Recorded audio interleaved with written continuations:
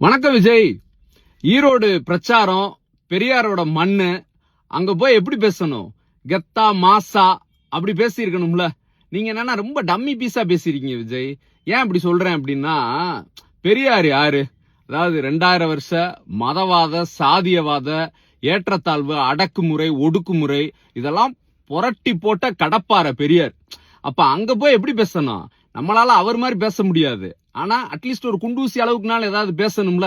அந்த அளவு கூட பேச மாட்டீங்களே. சும்மா அப்படி இப்படி ஆக்சன் தான் இருக்கே தவிர வார்த்தையில பஞ்ச் இல்ல விஜய்.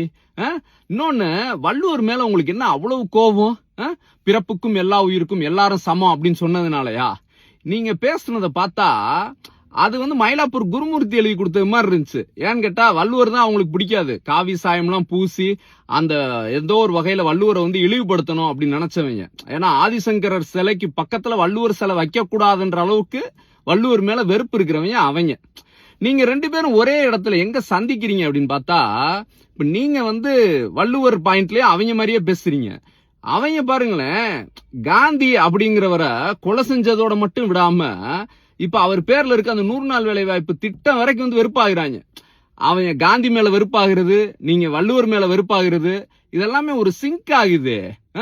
ஏன் விஜய்? அப்புறம் எங்க தலைவர் சொன்னீங்கல்ல, என் கேரக்டரையே புரிஞ்சுக்க மாட்டீங்க அப்படின்னு சொல்லி எங்க தலைவர் சொன்னாருன்னு. அது என்ன தெரியுமா விஜய்? அந்த டிஃபரன்சியேஷன் பாருங்களேன். ஒரு பக்கம் நீங்க என்ன சொல்றீங்க, எனக்கு திமுக தான் எதிர்ப்புன்னு. உங்க கேரக்டர் என்ன? ஒரு படம் ரிலீஸ் ஆகுறதுக்காக ஸ்கூல் பையன் மாதிரி அப்பாவை கூட்டிட்டு ஜெயலலிதாவை பார்க்க போய் அப்பாயின்மெண்ட் கிடைக்காம அந்த அம்மா உங்களை புடனில அடிச்சு அனுப்பிச்சு விட்டுட்டாங்க. ஜெயலலிதாவை எதிர்க்க முடியாம பம்மிட்டு வீடியோ போட்டு படம் ரிலீஸ்க்கான வேலை செஞ்சீங்க. இன்னொரு பக்கம் நரேந்திர மோடி எதிர்த்து பேசணும்னா இன்கம் டாக்ஸ் ரைடு விட்டுருவாங்க அப்படின்ற பயம். இந்த 2 தான் உங்களுடைய கேரக்டர். எங்க தலைவரோட கேரக்டர் என்ன தெரியுமா? 17 ஸ்டேட்ல ஆட்சியில் இருக்கேன், நாங்க தான் கெத்துன்னு நரேந்திர மோடியும் அமித்ஷாவும் சொல்லிட்டு, இடியை நாங்க தான் வச்சிருக்கோம், இன்கம் டாக்ஸ் நாங்க தான் வச்சிருக்கோம், சிபிஐ நாங்க தான் வச்சிருக்கோம், கவர்னர் வரைக்கும் நாங்க தான் அதிகாரம் வச்சிருக்கோம் அப்படின்லாம் படம் போடுறவங்கள அடிச்சு பறக்க விடுறாரு பாருங்களேன்.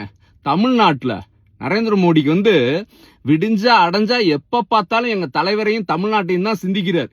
ஏன்னு கேட்டா, உண்மையான கெத்தான எதிர்ப்பு என்ன அப்படின்னு நரேந்திர மோடி சந்திச்ச ஒரே ஆளு முத்துவேல் கருணாநிதி ஸ்டாலின் தான். வேற யாருமே நரேந்திர மோடிக்கு அப்படி ஒரு பஞ்சா எதிர்ப்பு காட்டினதே கிடையாது விஜய். இப்ப புரியுதா கேரக்டர் எப்படி கேரக்டர்னு? ஏன்னு கேட்டா, அவர் எதிர்ப்புலே வந்தவரு. 23 வயசுல எமர்ஜென்சி எப்ப இந்திரா காந்தி எதிர்த்தவர். இன்னைக்கு 73 வயசு ஆனாலும் அந்த போராட்ட குணம் இருக்கு பாத்தீங்களா? அதுதான் அவர் கேரக்டர். அப்புறம் இன்னொன்னு சொன்னீங்களே, திமுகங்கிறது தீய சக்தின்னு. அது வேலை இல்லாத மயிலாப்பூருக்காரன் யாரோ ஜெயலலிதா எழுதி கொடுத்து அந்த அம்மையார் அதை சொல்லியிருக்காங்க. அந்த தீய சக்தி தான் தமிழ்நாட்டுக்கு, அதாவது மெட்ராஸ் மாகாணத்துக்கு தமிழ்நாடுன்னு பேர் வச்சுச்சு.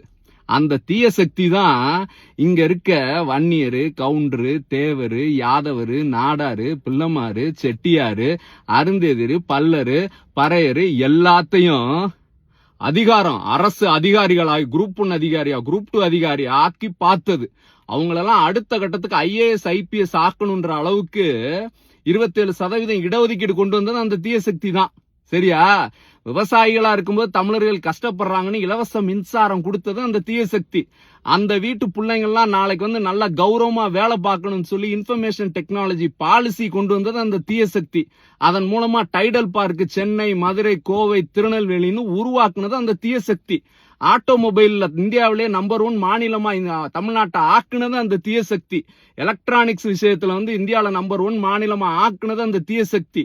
பொருளாதாரத்துல பெண்கள் மேம்படணும் அப்படின்னு சொல்லி சுய உதவி குழுக்களை கொண்டு வந்தது அந்த தீய சக்தி. இந்த மகளிர் எல்லாமே பாத்தீங்கன்னா சுயமரியாதையோட வாழணும் அப்படின்றதுக்கு கலைஞர் உரிமை தொகை கொடுத்தது அந்த தீய சக்தி. நம்ம வீட்டு பிள்ளைங்க காலையில சாப்பிடாம ஸ்கூலுக்கு போக கூடாதுன்னு காலை சிற்றுண்டி திட்டத்தை கொண்டு வந்தது அந்த தீய சக்தி. மகளிருக்கு பேருந்துல கட்டணம் இல்லாம விடியல் பயணம் கொடுத்தது அந்த தீய சக்தி. நம்ம வீட்டு பிள்ளைங்களை அதிகாரி ஆக்கணும், வெளிநாட்டுக்கு போய் சாதிக்கணும்னு நான் முதல்வன் திட்டம் கொண்டு வந்தது அந்த தீய சக்தி.